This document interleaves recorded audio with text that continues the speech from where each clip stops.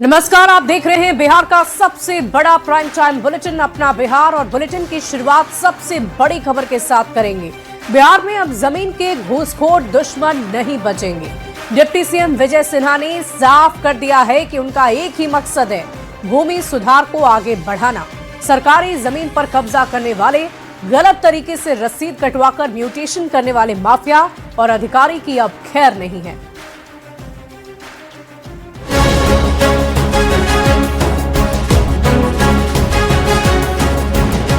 तरह के विवादित वातावरण जो भी बनाएंगे, सही विवाद रहित जमीन को भी विवादित करने वाले लोग नहीं बचे। बिहार में जमीन के घुसखोर अब नहीं बचेंगे। जमीन लूटने वाले माफिया और उन्हें शह देने वाले अधिकारियों पर अब एक्शन तय है। राजस्व और भूमि सुधार मंत्री विजय कुमार सिन्हा एक्शन मोड में हैं। विजय सिन्हा एंग्री मैन की भूमिका में नजर आ रहे हैं। भरी सभा में अधिकारियों को लताड़ और फटकार के बाद राजस्व सेवा संघ ने सीएम नीतीश को पत्र लिखकर डिप्टी सीएम के जन कल्याण संवाद को रोकने की मांग की थी, लेकिन अधिकारियों की नाराजगी का विजय सिन्हा पर कोई असर नहीं दिख रहा।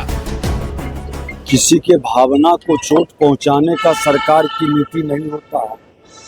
सरकार की नीयत साफ है, भूमि सुधार को आगे बढ़ाना, जनता के हित में काम करना। विजय सिन्हा ने साफ कर दिया है कि उनका एक ही मकसद है, भूमि सुधार को आगे बढ़ाना।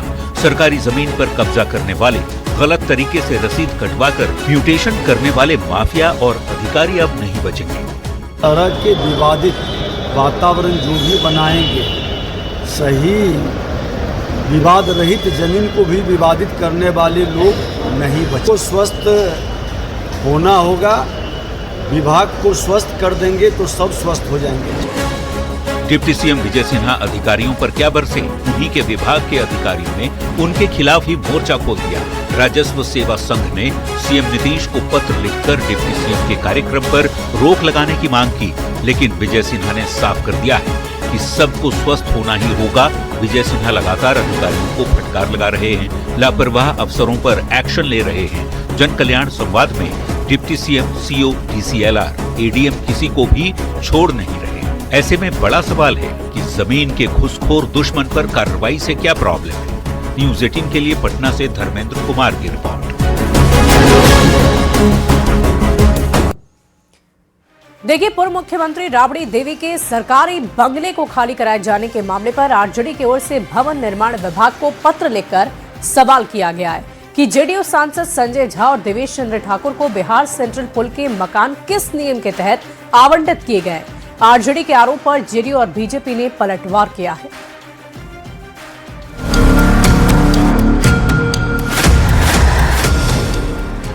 करीब एक महीने पहले भवन निर्माण विभाग ने राबड़ी देवी को पटना का 10 सर्कुलर रूम बंगला खाली करने का नोटिस दिया था। एक महीने बाद भी बंगला तो खाली नहीं हुआ, लेकिन सियासत बदस्तूर जारी है।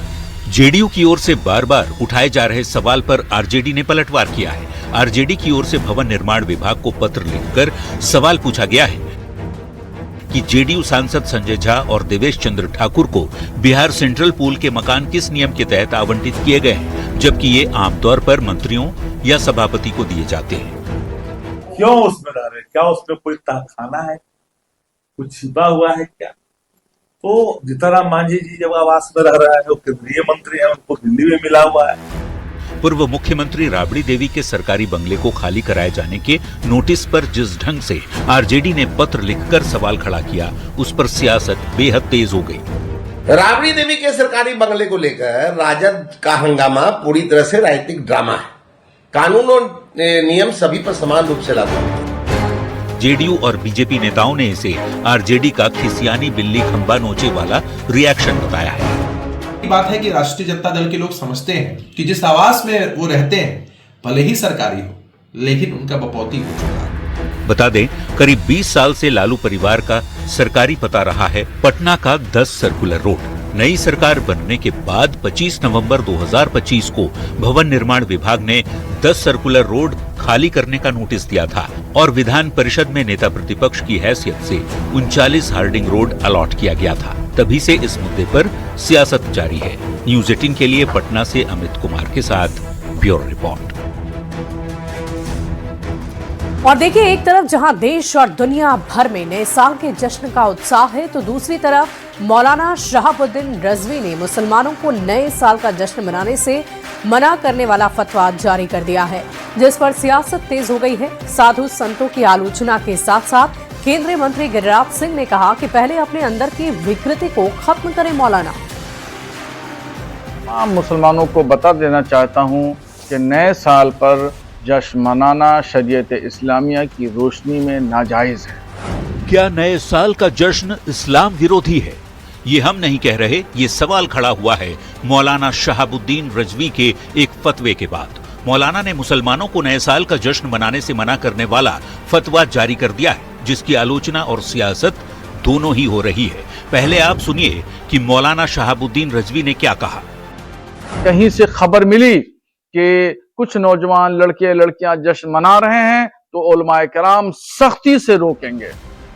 नए साल को लेकर जारी मौलाना शहाबुद्दीन रिजवी के फतवे पर उनकी जमकर आलोचना हो रही है। साधु संतों ने मौलाना और उनके फतवे का विरोध किया है। वहीं केंद्रीय मंत्री गिरिराज सिंह ने कहा है कि पहले अपने अंदर की विकृति खत्म करे मौलाना, जो लव जिहाद के लिए करते हो, हेट स्पीच देते हो।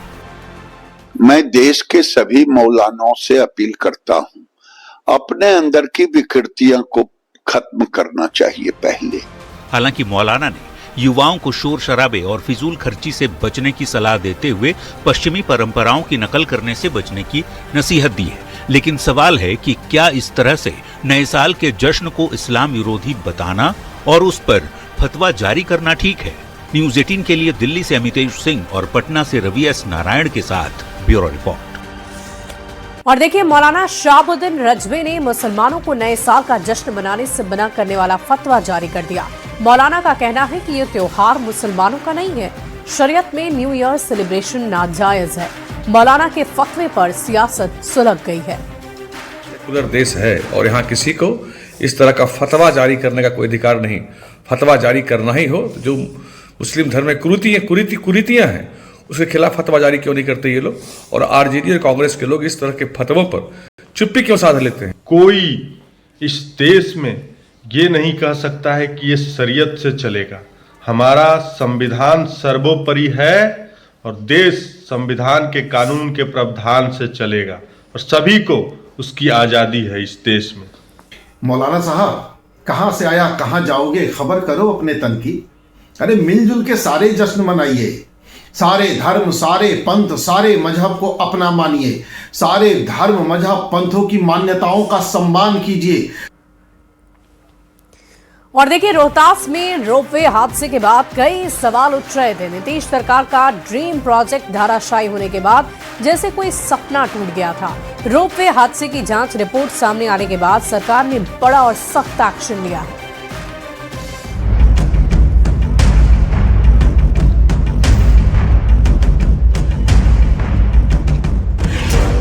कैमूर पहाड़ी पर बन रहा ये वही धराशायी रोपवे है जिसके टूटने के बाद सरकार की जमकर किरकिरी हुई। 26 दिसंबर को ट्रायल के दौरान ही रोपवे धराशायी हो गया।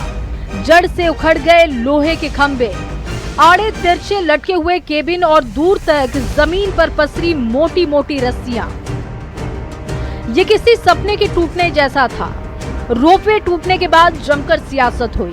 विपक्ष ने इसे भ्रष्टाचार का रोपवे बताया तो सरकार ने जांच के आदेश दे दिए। जांच पूरी होने के बाद सरकार ने बड़ा एक्शन लिया। सरकार ने प्रोजेक्ट इंजीनियर और जूनियर इंजीनियर को सस्पेंड किया।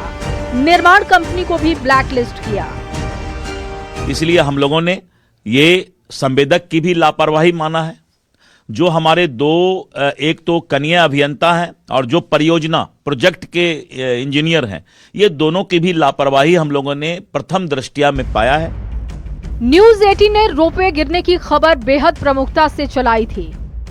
26 दिसंबर को ट्रायल के दौरान रोपवे टूट गया था। ताश के पत्तों की तरह टावर जमींदोज हो गए थे। खंभों के साथ सारे टावर जमीन पर आ गए। पर्यटन को बढ़ावा देने के लिए इस ड्रीम प्रोजेक्ट को शुरू किया गया था। 13 करोड़ 65 लाख की लागत से इसको बनाया जा रहा था। साल 2019 में सीएम नीतीश ने इसका शिलान्यास किया था। नए साल के मौके पर इसके लोकार्पण की तैयारी चल रही थी। रोपवे हादसे की जांच पुल निर्माण निगम की है। रोपवे हादसे की जांच पुल निर्माण निगम ने की। जांच रिपोर्ट में ठेकेदार और विभाग के इंजीनियर दोषी पाए गए। सरकार ने प्रोजेक्ट इंजीनियर और जूनियर इंजीनियर को सस्पेंड कर दिया। रोपवे निर्माण कंपनी को भी ब्लैक लिस्ट कर दिया गया। रोपवे के धराशायी होने के बाद कई तरीके के सवाल उठ रहे थे, लेकिन सरकार ने तय समय में एक्शन लेकर साफ संदेश दिया है कि लापरवाही और भ्रष्टाचार को बर्दाश्त नहीं किया जाएगा। न्यूज़ 18 के लिए सासाराम से अजीत कुमार के साथ पटना से शैलेंद्र कुमार की रिपोर्ट।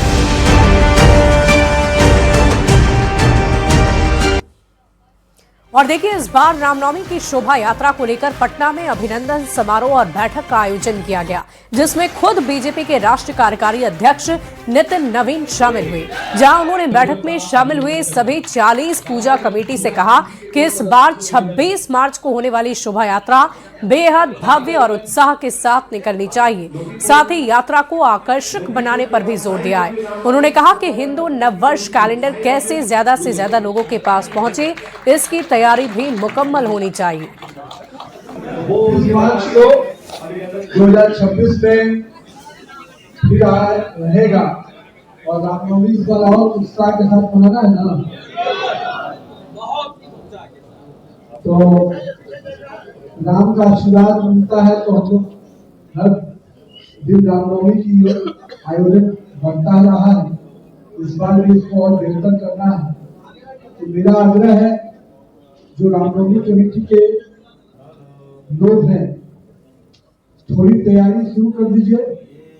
ये बैठक केवल आपको इसलिए बुलाया गया कि आपके ध्यान में रामनवमी का पहले ध्यान दिला देगा आ गया रामनवमी। और इस बीच अगली खबर बेगूसराय से है, जहां मटिहानी थाना क्षेत्र के रामधीरी महाजी टोला में भीषण आग लग गई। शॉर्ट सर्किट के कारण एक घर में लगी आग ने तेजी से आसपास के कई घर को अपनी चपेट में ले लिया है। आग की चपेट में आकर घरों में रखा सारा सामान जलकर खाक हो गया। बंधे हुए मवेशियों में से 12 से ज्यादा मवेशी जलकर मर गए। दमकल विभाग ने मौके पर पहुंचकर कड़ी मशक्कत के बाद आग पर काबू पाया। घटना के बाद से कई परिवार के लोग बेघर हो गए। प्रशासन ने राहत और मदद की प्रक्रिया शुरू कर दी है। पता नहीं बिजली फॉल्ट था या क्या वजह था, जब हम थे ही नहीं यहाँ पर क्या देख पाते। अच्छा। इसमें 10-15 जानवर क्षतिग्रस्त हो चुका है। डेरा था? डेरा था। घर यहाँ से 1/2 किलोमीटर दूर है। जब तक में हम लोग आए, जो भी ओढ़िया खोल दिए, बाकी जो बंधा हुआ अंदर में था वो बंधले सब डह डह करके वहीं खत्म हो गया। बढ़ते आगे, अगली खबर हाजीपुर से है, जहां सदर अस्पताल में चोरी के आरोप में एक नाबालिग युवक को दौड़ा-दौड़ाकर बेरहमी से पीटा गया। घटना का वीडियो भी सामने आया है, जिसमें सुरक्षा गार्ड, स्वास्थ्य कर्मी और भीड़ युवक की पिटाई करते नजर आए। नगर थाना पुलिस मौके पर पहुंची, युवक को भीड़ से बचाकर अस्पताल में इलाज करवाया। हाजीपुर सदर एसडीपीओ सुबोध कुमार ने बताया कि आरोपियों की पहचान कर कार्रवाई की जाएगी। अभी तक कोई लिखित आवेदन नहीं मिला है। आवेदन मिलने पर प्राथमिकी दर्ज कर कार्रवाई होगी। वीडियो अभी आया है संज्ञान में, जिसमें कि सदर अस्पताल के अंदर एक लड़के की पिटाई होने की बात आ रही है। वीडियो देखने से पता चल रहा है कि जो लड़का है उसको शायद चोर करके कुछ लोग पिटाई कर रहे हैं।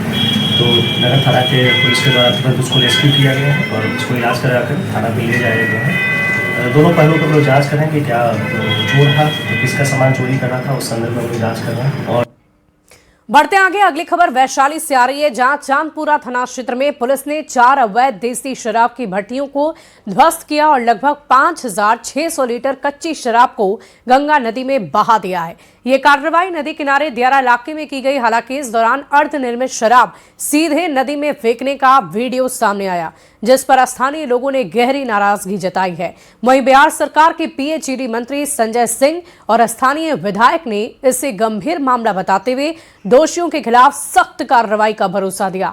इस मामले में अब जांच के दायरे को बढ़ाया गया है और कार्रवाई लगातार जारी है। गंगा प्रदूषित हो रही है, इस पर नमामि गंगे के तहत प्रदूषित हो रही है। नहीं, तो ऐसा नहीं होना चाहिए था। अगर हुआ है तो निश्चित रूप से हम लोग उसको संज्ञान में लेंगे, क्योंकि मुझे इसकी जानकारी नहीं थी। अगर ऐसा है तो कहीं ना कहीं इसको हम लोग समझाएंगे।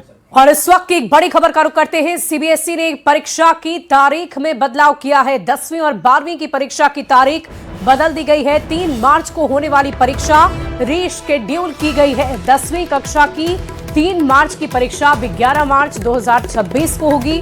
3 मार्च को होने वाली 12वीं की परीक्षा 10 अप्रैल 2026 को होगी। ये फैसला इसलिए लिया गया है क्योंकि 3 और 4 मार्च को होली का त्योहार मनाया जाएगा। हालांकि बोर्ड ने इसके लिए एडमिनिस्ट्रेटिव कारणों का हवाला दिया है। बाकी परीक्षाएं पहले से निर्धारित तारीख पर ही ली जाएंगी। तो इस वक्त की बहुत बड़ी खबर वैसे अभ्यर्थियों के लिए जो 10वीं और 12वीं की परीक्षा की तैयारी कर रहे हैं। सीबीएसई के बोर्ड एग्जाम उन्हें देने हैं और ऐसे में जो आपके पास एग्जाम का स्केड्यूल आया होगा उसमें थोड़ा परिवर्तन किया गया है। 2 तारीख में बदलाव किए गए हैं। 3 मार्च को होने वाली परीक्षा रीशेड्यूल की गई है। 10वीं कक्षा की 3 मार्च की परीक्षा 11 मार्च को ली जाएगी। जो परीक्षा जिस भी विषय की परीक्षा 3 मार्च को होने वाली थी उस विषय की परीक्षा अब 11 मार्च 2026 को होगी। भोजपुर से बड़ी खबर आ रही है। विशेष निगरानी इकाई की बड़ी कार्रवाई। आरा सदर प्रखंड के पंचायत सचिव जितेंद्र प्रसाद को गिरफ्तार किया गया। घूस लेते रंगे हाथ गिरफ्तार हुए हैं। जन्म प्रमाण पत्र के बदले 10,000 रुपए घूस लेते गिरफ्तार हुए हैं। भोजपुर से ये बड़ी खबर आपको बता रहे हैं। विशेष निगरानी इकाई का बड़ा एक्शन।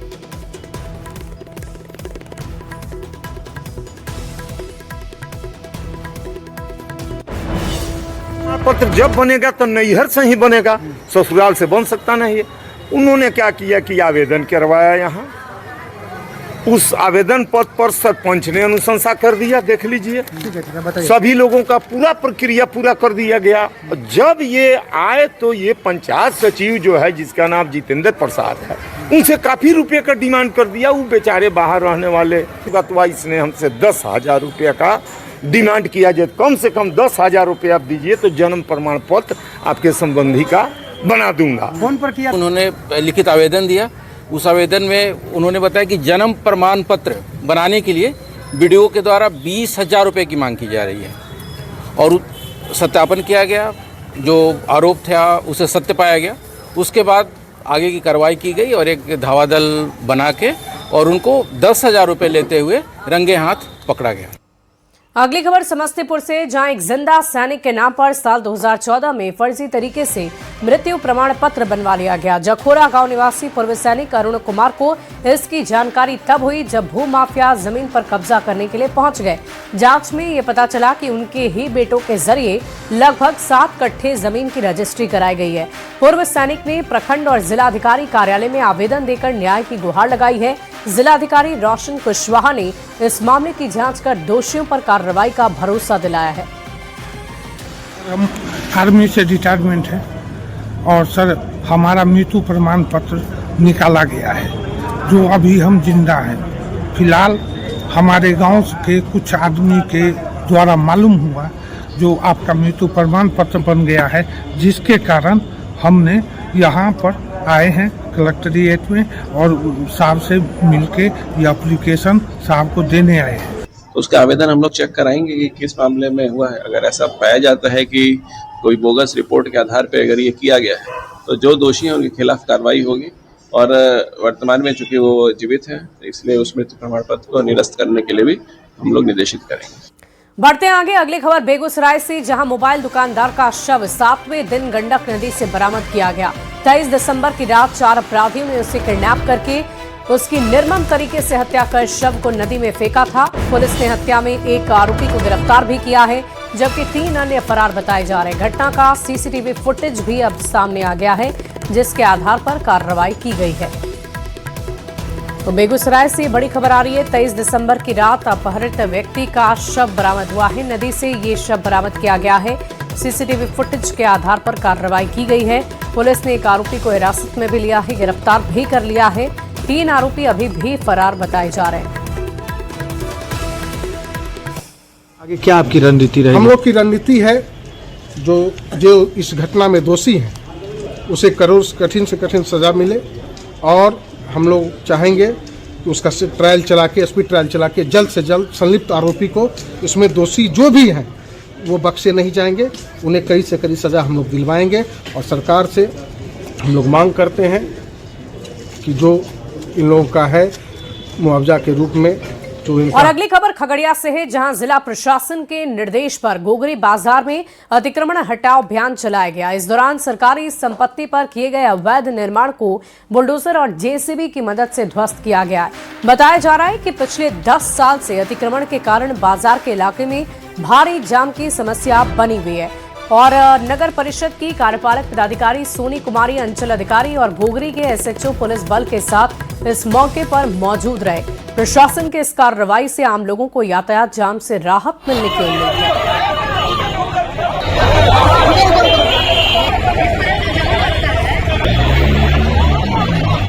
पटना से बड़ी खबर आ रही है। बिहार में बंद चीनी मिल जल्द खुलेंगी। सहकारिता मंत्री प्रमोद चंद्रवंशी का बड़ा बयान। सहकारिता विभाग कर रहा है काम। चीनी मिल के साथ सभी बंद उद्योग खुलेंगे। धान अधिप्राप्ति पर बयान दिया है। 28 फरवरी तक धान की अधिप्राप्ति होगी। 36.85 लाख मीट्रिक टन का लक्ष्य रखा गया है। 9.53 लाख मीट्रिक टन की अधिप्राप्ति हुई है। भंडारण के लिए गोदामों की बेहतर और मुकम्मल व्यवस्था है।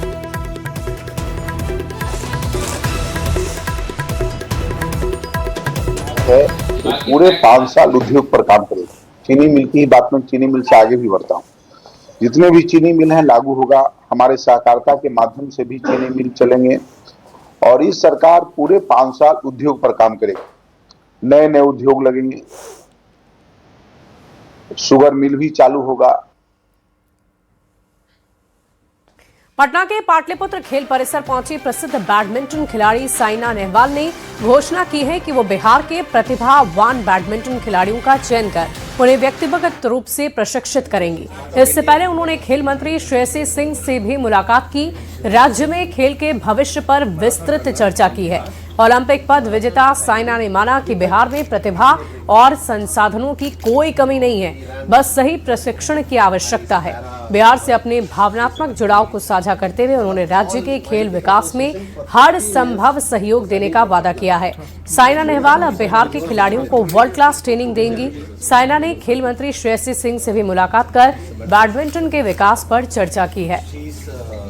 टूर्नामेंट्स भी खेली हुई हूँ, कॉमनवेल्थ गेम्स जो एशियन गेम्स हैं, and I am so proud to see her as sports minister of Bihar and along with her sir is doing extremely well for all the sports person। मुझे इतना अच्छा लगा आज यहाँ पे मैंने जब वीडियो भी देखा, मुझे मतलब मैं बहुत इमोशनल हो जाती हूँ जब इतने साल जो बच्चे मेहनत करते हैं और स्पोर्ट्स में आते हैं, जिनके जी में है कि वो स्पोर्ट्स को एक प्रोफेशन ले और फाइनली वो उनका रिजल्ट सामने आता है और उतना अच्छा कंट्री के लिए करते हैं, स्टेट के लिए करते हैं। एंड उनके सपोर्ट के लिए अगर ऐसे लोग पीछे खड़े हैं, मुझे लगता है वो सिर्फ हमारे लिए बहुत प्राउड की बात है और एक अचीवमेंट जैसा ही है, क्योंकि इंडिया में जैसे आप सब लोग देखते हैं दूसरे स्पोर्ट्स अच्छा तो कर रहे हैं बट अभी भी वो लेवल पे नहीं है जहां हम चाहते हैं। समस्तीपुर में रोसड़ा के सीओ के बड़े खेल का खुलासा हुआ है। सीओ पर आरोप है कि उसने भू माफिया के साथ मिलकर करोड़ों का वारा न्यारा किया है। सीओ की मिलीभगत से कई मठ की जमीन पर भू माफियाओं ने कब्जा कर लिया है। पूरे खेल के खुलासे के बाद डीएम ने दोषी अधिकारियों पर कार्रवाई की बात कही है। इस पूरे मामले को लेकर न्यूज 18 संवाददाता मुकेश कुमार ने इस रिपोर्ट को तैयार किया है, जिसे आपको दिखाते हैं। हरे भरे पेड़ पौधे और ये बगीचे कई एकड़ में फैले इस जमीन की कीमत करीब 500 करोड़ रुपए है, जिस पर भू माफिया की नजर गड़ी हुई है। सरकारी अधिकारियों की मिली भगत के बलबूते इस जमीन पर भू माफिया कब्जा जमा चुके हैं। मामला समस्तीपुर के रोसड़ा का है। दावा किया जा रहा है कि ये जमीन महादेव मठ और कबीर मठ की है, जिसका वजूद लगभग 200-300 सालों से है। पर आरोप है कि रिश्वतखोर अधिकारियों को पैसा खिलाकर भू माफिया इस जमीन को हथिया रहे हैं, जिसकी शिकायत अब समस्तीपुर डीएम के टेबल पर पहुंच गई है।